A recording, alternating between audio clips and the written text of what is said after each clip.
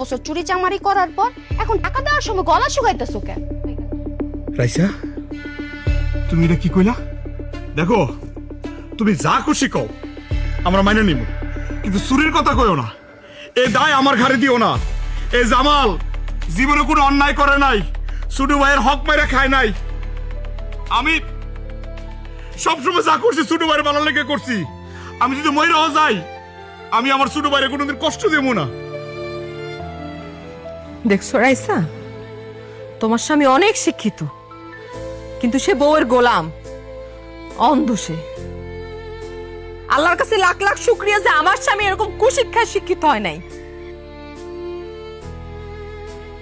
যাও মা, যাও যাও, আল্লাহ তোমার সুস্থ করে দেখ মা। আসো।